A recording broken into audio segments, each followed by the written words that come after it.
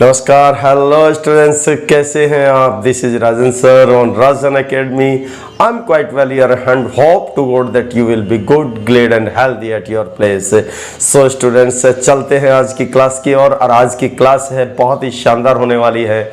जी हाँ, flamingo book के second chapter की ओर चलते हैं. Title is lost spring, the stories of stolen childhood, यानी कि खोया बसंत. ऐसे बच्चों की बचपन की कहानियाँ जिनका बचपन कहीं खो गया है. इंडियन राइटर्स ने इसे लिखा है जिसका नाम है अनीश जंग. सब बहुत ही इंटरेस्टिंग और बहुत ही सोशल और थोड़ी सी हमें हिस्ट्री की झलक दिखाती है. स्टोरी के लास्ट में हम आपको कुछ इंटरेस्टिंग क्वेश्चंस देंगे. सो बने रहिए हमारे साथ. Let's begin. स्टूडेंट्स, चलते हैं स्टोरी के एक्सप्लेनेशन की ओर. Lost spring, stories of stolen childhood. सबसे पहले बात करते हैं राइटर की.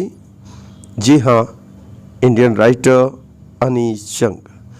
उनका बर्थ 1964 में राउरकेला में हुआ.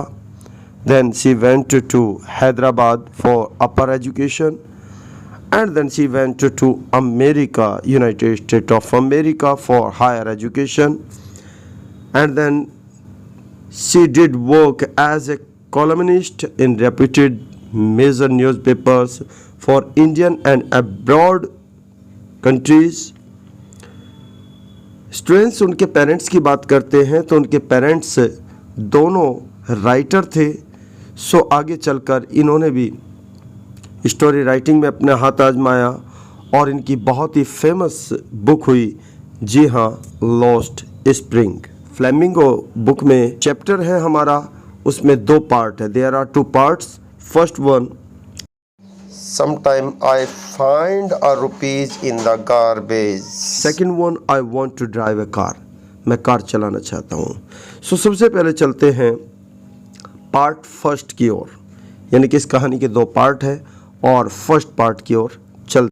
फर्स्ट पार्ट को पढ़ने के लिए थोड़े से हमें बैकग्राउंड पे जाना पड़ेगा, हिस्ट्री में जाना पड़ेगा इंडिया की.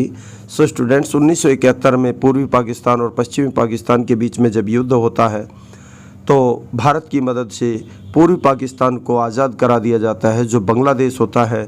और वहाँ के शरणार्थी 1971 में कुछ भारत में माइग्रेट हो जाते हैं, आ जाते हैं. और उनमें से बहुत सारे लोग दिल्ली के पास में सीमापुरी इलाके में माइग्रेट हो जाते हैं. और उन्हीं में बहुत सारे लोग रैग पिकिंग का काम करते हैं. और उन्हीं के बच्चों में से एक बच्चा है साहिब आलम, जो अनीश जंग से सबसे पहले मिलता है. और अनीश जंग उससे जब परिचित हो जाती है तो एक दिन वो उनसे पूछती है कि तुम ये सब क्यों करते हो. वो कहता है क्योंकि मेरे पास कोई और काम ही नहीं है. फिर वो कहती है स्कूल जाओ. सो साहिब आलम कहता है कि उसके पास कोई स्कूल ही नहीं है. तब अनीश जंग साहिब आलम से कहती है अगर मैं स्कूल खोलूँगी तो क्या मेरे स्कूल में पढ़ोगे. साहिब आलम की आंखों में चमक आ जाती है और वो कहता है हाँ, मैं तुम्हारे स्कूल में ज़रूर पढ़ूँगा. फिर कुछ दिनों के बाद वह दौड़ता हुआ उसके पास आता है और पूछता है क्या तुम्हारा स्कूल तैयार हो गया. तब अनीश जंग को एहसास होता है कि उसने एक ऐसा वादा किया है जो बिल्कुल खोखला वादा है. तब अनीश जंग उसे कहती है कि स्कूल बनने में बहुत समय लगता है. फिर कुछ महीनों के बाद राइटर अनीश जंग उसका नाम पूछती है और वो बताता है कि उसका नाम साहिब आलम है. उसे खुद नहीं पता था कि उसके नाम का मतलब क्या है, जबकि उसके नाम का मतलब है साहिब आलम मीन्स मास्टर ऑफ यूनिवर्स, ब्रह्मांड का स्वामी. लेकिन अगर उसकी हालत देखें तो ये बड़ा विरोधाभास है कि उसके पैरों में चप्पल भी नहीं है.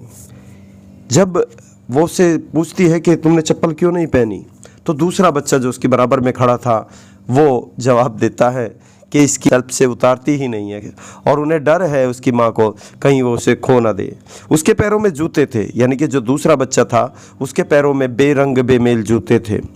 जब वो उससे उसके जूतों के बेरंग के बारे में पूछती है, बेमेल के बारे में पूछती है, तो अपने पैरों को पीछे करके थोड़ा सा उस बात को सफल करता है. तीसरा बच्चा कहता है आई वॉन्ट शूज, मुझे जूते चाहिए. उसके शब्दों में बड़ी नम्रता थी. यहाँ जंग एक कहानी बताती है कि उसे एक आदमी जो उडुपी से था वो बताता है कि किस प्रकार से एक उडुपी में एक बच्चा जब रोज़ाना स्कूल को जाता था नंगे पैर, जब वो मंदिर के सामने से गुजरता था तो वो भगवान से, देवी से जूतों की डिमांड करता था। कुछ दिनों के बाद राइटर को उसी गांव का दौरा करने का मौका मिलता है और मंदिर के बैक में जब वो देखती है कि अब उस निर्जन स्थान पर एक नया प्रीस्ट रहता है, नया पुजारी रहता है और वहाँ लाल और सफ़ेद रंग की कुर्सियाँ पड़ी हुई हैं। एक बच्चा आता है स्कूल की ड्रेस में, ग्रे रंग की ड्रेस में आता है, वो सॉक्स और शूज़ पहने हुए था। आकर बेड पे, फोल्डिंग बेड पे अपने बैग को रखता है, यानी कि देवी ने उसकी मुराद पूरी कर दी है, अब वो जूते नहीं खोएगा। सीमापुरी के इस इलाके में लगभग 10,000 रेक पिकर्स रहते हैं और वहाँ बहुत ही गंदी नालियाँ और बिना किसी आइडेंटिटी के रहते हैं, बिना परमिशन के रहते हैं, लेकिन उनके पास राशन कार्ड है और उस राशन से वो अपना पेट भरते हैं। साहिब की माँ एक बार बताई कि उनके हरे भरे खेत ढाका के क्षेत्र में थे और सुंदर नदियाँ थी, लेकिन कई बार तूफ़ानों ने उन्हें बर्बाद कर दिया, जिसे छोड़कर वो रोज़ी रोटी की तलाश में यहाँ आ गए हैं। के पेट यहाँ नहीं सोना पड़ता। यहाँ पूछने पर साहिब आलम कहता है, I sometimes find a rupee note, even 10 rupees note also. कहता है कि इस गार्बेज के दो अलग अलग मायने हैं। बच्चों के लिए एक आश्चर्य की दुनिया है, लेकिन माता पिता के लिए ये रोजी रोटी है। सो स्टूडेंट्स, साहिब आलम आज इसके बेरंग जूते पहने हुए हैं। शायद वे किसी अमीर बच्चे ने फेंक दिए होंगे और उसमें एक होल था, उन जूते में एक छेद था, लेकिन साहिब आलम के लिए वे जूते भी बहुत ही महत्वपूर्ण थे। उसकी इच्छा थी, उसकी मुराद थी। एक सुबह की बात है जब साहिब आलम उसे एक क्लब के गेट पर खड़ा हुआ मिलता है और वो देख रहा है अंदर सफ़ेद ड्रेस में कुछ नौजवान टेनिस खेल रहे हैं। पूछने पर वो बताता है कि इस गेट के अंदर, इस पार्क के अंदर जो गेट कीपर है वो उनकी अनुपस्थिति में उसे अंदर जाने देता है और उसके झूलों पर उसे झूलने देता है। आज सुबह साहिब आलम मिल्क बूथ से आता हुआ मिला, उसके हाथ में कैनिस्टर था। पूछने पर वो बताता है कि अब वो चाय की दुकान पर काम करता है, उधर रोड से उधर चाय की दुकान पर काम करता है और उसे 800 रुपये और पूरे दिन का भोजन मिलता है। लेकिन जब उसे पूछते हैं क्या वो खुश है, तो उसके चेहरे पर एक स्वतंत्रता का भाव नहीं है। वो प्लास्टिक का बैग जिसमें बहुत सारा वजन हुआ करता था, इस कैनिस्टर से कहीं हल्का प्रतीत होता था, यानी कि ये चाय की केतली उसके लिए ज़्यादा भारी थी। क्यों? क्योंकि वो प्लास्टिक का बैग उसका अपना था और ये कैनिस्टर, ये दूध की या चाय की कैनिस्टर उसके मालिक की, उस मालिक की जो सड़क के उस पार रहता है, जो दुकान चलाता है। सो स्टूडेंट्स, ये कहानी यहीं तक थी। आई होप आप लोगों को ज़रूर एक्सप्लेनेशन समझ में आई होगी। अब चलते हैं स्टूडेंट्स इसके कुछ क्वेश्चंस की ओर। So let's begin. Question number first, why did Sahib not go to school? Second, why did he do work in the garbage?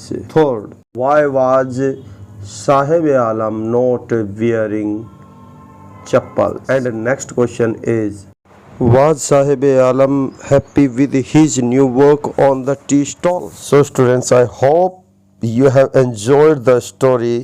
So take care of you. Thank you. Bye bye. Have a nice day.